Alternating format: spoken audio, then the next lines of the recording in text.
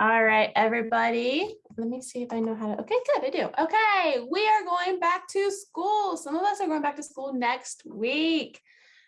How are we feeling about that?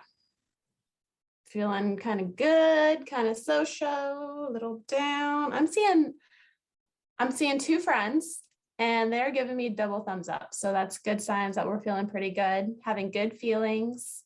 That's awesome. That's good to hear. So you two are having really good feelings. Some of my other friends that I meet with, they might be feeling a little so-so, or some are just feeling they just don't want to go to school. We get all those feelings, and those are all very normal feelings. So let me see. Yes, perfect. Let me make that small. Cool. All right, so now I just see my friend, Miss Kimberly. You can still see my screen okay, right? Yes, ma'am. Thank you.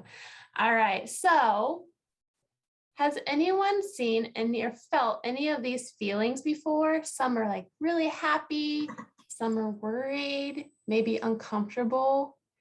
These are all really normal feelings that we get. Sometimes we get more than one feeling in a day. And Miss Kimberly and I, we are going to work with all of you to help you know what you can do to be ready for school and to help you feel better when you might be feeling some of these feelings of worried or uncomfortable or helpless, unsure. These are all very normal feelings that we get, especially before we're about to do something new. Cool. All right. How do we know how we're feeling? Some of these feelings are very uncomfortable. Some of these feelings are fun feelings. Some of these feelings are feelings we've never felt before. And it can be really confusing or it can be really worrisome, okay? So now we're gonna try to do something where we can figure out how we're feeling about going back to school, okay? What do you think, Miss Kimberly, is a good way for us to figure out how we're feeling? Do you think of anything? Well, I can tell how I'm feeling sometimes by like my body gets really, really tight, or I start sweating. My heart starts beating really fast. So my body language really tells me how I'm feeling. Very good, Miss Kimberly. You're so smart. Thanks. All right. Some of the ideas that we were able to think of for helping you figure out how you might be feeling is to draw a picture. So maybe you draw a picture or you draw a storyline and you look back at that picture and you can say, oh, this person in this drawing looks like they might be sad. And then we know those feelings. You might have some tears coming out of the eyes, maybe a down face, maybe the person's looking down in your drawing. Those are really good ways for us to help you learn how you might be feeling or to help yourself learn how you might be feeling. Another thing we can do is to talk to a trusted adult. So usually a trusted adult could be someone that you live with in your home, or if you start to get some feelings of worriedness or just any feelings at all when you're in school, you can always talk to your teacher. Okay, and when you talk to your teacher will know what to do. Ooh, this next one we have written down, write or think of a story about someone getting, what to say? Getting through something hard. That's a good one. That goes a lot with the first one, which is draw a picture. So if you draw a picture of one person, maybe now you can draw a story about someone going to school for the very first time and maybe what they did to overcome their feelings on the very first day, especially. Miss Kimberly and I, we got some good ideas for you guys, okay? So something else we can do is think about a time where you had similar feelings. Try to think, have I ever felt this way before? And if you have, maybe try to think of what helped you in that moment. Maybe you have some coping skills. Maybe you do some mindfulness. Maybe you talk to a trusted adult already. Maybe you know these things. If you do, fantastic. That's wonderful. We love that you know these things. Okay, so I was going to talk a little bit about how we can get ourselves to feel less nervous. So these are the things I was saying that I was going to try and do to help me when I go back to school, and Miss Stephanie and most of the grown-ups that you see here. So I want to know, give me thumbs up or thumbs down. Who watched any of the Olympics this year? Anybody? I can only see a couple kids. So Eli, I got double thumbs up for Eli. Awesome. Because there was a lot of it to watch, right? It seemed like that's everything that was on TV. Even all the commercials seemed like they had gymnasts and all these kind of things going on, which was really cool. So we were thinking, what do these Olympians have to do to get to the Olympics? Do you think they just walk out, put a uniform on, and win the gold medal? Give me thumbs down or thumbs up. If you think they go out there and they just put on their uniform and those basketball players go out and they win and get the gold medal and beat the whole entire world, do you think that's what they do? Thumbs up if that's what they do, thumbs down if it's not. No way. Right? If it were that easy, we would all do it. I want a gold medal. Absolutely. I'm not sure what I would pick for it to be in, but I would like a gold medal. So what do they do? Some of them they even do from when they're little kids. They practice, right? So not just athletes, but musicians, they have to practice before they go out for their big concerts, which hopefully we're going to get back to. Teachers sometimes practice what they're going to say. Miss Stephanie and I met to figure out what we were going to say, and we practice. Yep. And the more you practice, the better you get. And probably the less nervous you feel. And you get to where I got this, I can do this, and I can get a gold medal or silver or a bronze. Regardless, I'm at the Olympics. So as you guys learn this stuff and you calm down, you're still at school. You still are a first grader, second grader, maybe even a fifth grader this year. Okay. So they practice and you guys are going to practice. Oh, I see a third grader. So they get better at what they do. Right. You guys are so smart. Okay. So we're going to move on here. One of the things that you guys can practice, and I know in summertime it's hard to do, and it's hard to switch back to, getting good sleep. Getting to practice that in an earlier time and going to bed so you get at least 8 hours of sleep before you wake up in the morning, turning off if you have a phone, if you have a TV in your room, an iPad, I'm not going to name all the things, but anything with a screen on it, turning that off, settling your brain down before you go to sleep. Okay.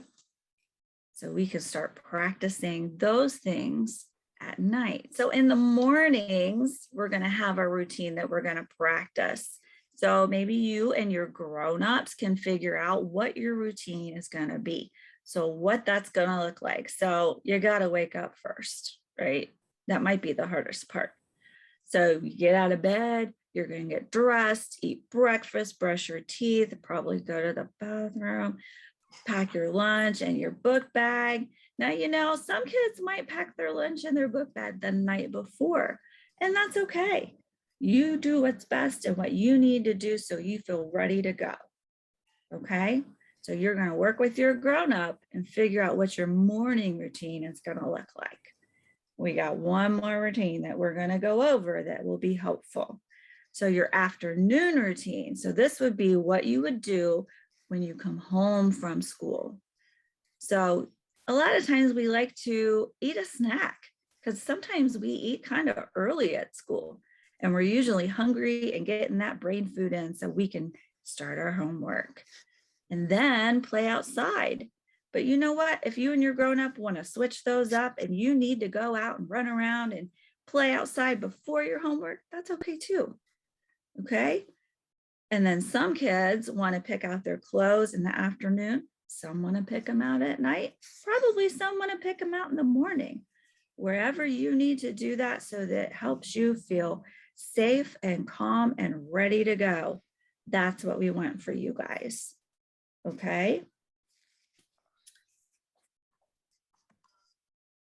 Thank you, Miss Kimberly. Absolutely. All right. So sometimes we get this feeling of being worried. And we have some ideas of what we can share with you to help yourself calm down and to take a deep breath. Oh, breathing is so, so important. Is it not, Miss Kimberly? Absolutely. Breathing. It's one of the things for us to really focus on to help ourselves calm down, or to help us maybe feel more relaxed, or to help us feel ready to go for the day. We're going to focus on our breathing. Breathing with our hands can help us too when we're in school. So real quickly, the next slide, I'm actually going to share a real quick video of how to do some deep breathing exercises. And we're going to use our hands, and we're going to use our other finger, any finger, to trace your hand. A little bit of practice. Before I show the video, I want everyone to know how to take a really big, deep breath. We're going to breathe in through our nose. We're going to feel our chest go up and our bellies go out. And then we're going to breathe out all that air through our mouths very slowly. And then we're going to feel our bodies go down. So we breathe in, we go up, breathe out, the bodies go out, okay? I'm going to show us the video. Maybe, okay. Everyone ready? Ready. Today we're learning 5-finger breath. Starting at the bottom of your thumb, breathe in as you trace to the top. Then breathe out as you follow your thumb back down. Breathe in as you trace to the top of your pointer. Breathe out as you trace back down. Breathe in and out. Breathe in and out. Breathe in and out. Wow, I don't know about you, Miss Kimberly, but I feel very good after those big, deep breaths. Oh. Okay. Awesome. So one other real quick thing that we can do to help ourselves if we get a feeling that we're unsure about, or if we're not feeling as happy as we can think of our all-time favorite color. Now, I know my favorite color in my head, and I'm going to keep it in my head.